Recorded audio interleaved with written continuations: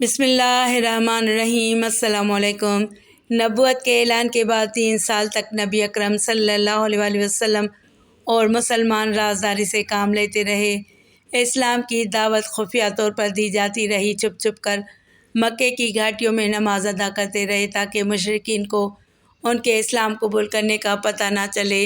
ان تمام احتیاطی تدبیروں کے باوجود مکہ کے کافروں کو کسی نہ کسی طرح معلوم ہو گیا کہ ان کے کچھ بھائیوں نے ایک نیا دین قبول کر لیا ہے، عبادت کا ایک نیا طریقہ شروع کیا ہے۔ چنانچہ وہ طیش میں آ گئے، جہاں کسی مسلمان کو عبادت کرتے دیکھ لیتے اسے مارنا پیٹنا شروع کر دیتے۔ مشرکین کی زیادتیوں سے بچنے کے لیے حضور نبی کریم صلی اللہ علیہ وآلہ وسلم کو کسی محفوظ جگہ کی تلاش تھی تاکہ وہاں مسلمان جمع ہو کر نماز ادا کر لیا کریں۔ ابھی جگہ تلاش کی جا رہی تھی کہ 19-20 سال کے ایک خوبصورت نوجوان آپ صلی اللہ علیہ وآلہ وسلم کی خدمت میں حاضر ہوئے اور بولے، یا رسول اللہ صلی اللہ علیہ وآلہ وسلم، میرے ماں باپ آپ پر قربان، میرا مکان کھلا ہے اور صفا پہاڑ کے دامن میں ہے، بیت اللہ کے قریب ہے، وہ آپ کی نظر کرتا ہوں، مسلمان وہاں جمع ہو کر نماز ادا کر لیا کریں، جو چاہیں کریں، مشرک اس مکان میں داخل نہیں ہو سکتے۔ نبی کریم صلی اللہ علیہ وآلہ وسلم اس نوجوان کی پیشکش سے بہت خوش ہوئے، انہیں دعا دی۔ اس طرح ان کا مکان مسلمانوں کی تعلیم و تربیت، تبلیغ اور نماز باجماعت ادا کرنے کا مرکز بن گیا۔ یہ نوجوان حضرت ابو عبداللہ ارقم بن ابی ارقم تھے۔ آپ سب سے پہلے اسلام لانے والوں میں سے ایک تھے۔ اسلام لانے میں ان کا نمبر 11واں یا 12واں ہے۔ آپ کا تعلق قبیلہ بنو مخزوم سے تھا۔ یہ قریش کا سب سے باعزت خاندان تھا۔ ہجرت سے قریباً 30 سال پہلے پیدا ہوئے، گویا جب نبوت کا اعلان ہوا اس وقت آپ کی عمر 18 سال کے قریب تھی۔ ابو طالب کی گھاٹی میں قیام سے پہلے تک مسلمان انہی کے گھر میں عبادت کرتے رہے۔ اسلام قبول کرنے کے خواہش مند حضرات کو بھی یہی لایا جاتا تھا۔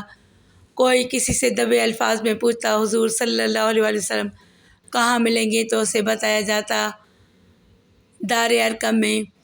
حضرت عمر رضی اللہ تعالیٰ عنہ کو بھی ان کے بہنوئی حضرت سعید بن زید رضی اللہ تعالیٰ عنہ دار ارقم میں لے کر آئے تھے۔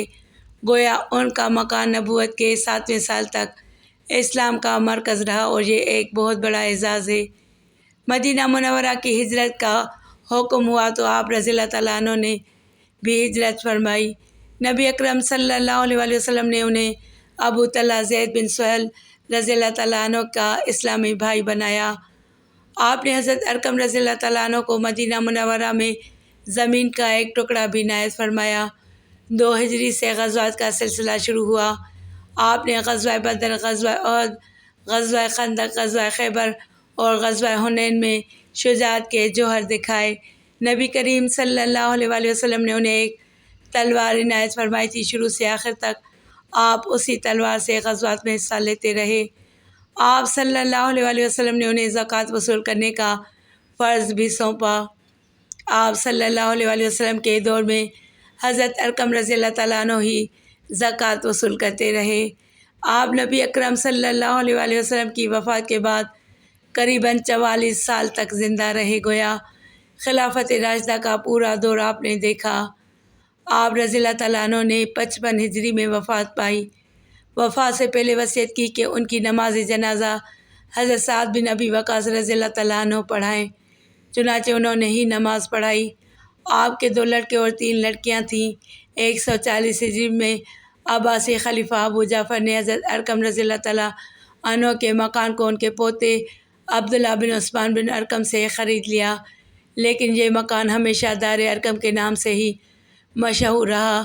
آج اگرچہ وہ مکان حرم پاک کا حصہ ہے، لیکن دار ارقم کا نام ہمیشہ زندہ رہے گا، اور یہ بھی کہ حضرت ارقم رضی اللہ تعالیٰ عنہ اسلام کے سب سے پہلے میزبان تھے، اللہ ان سے راضی ہو۔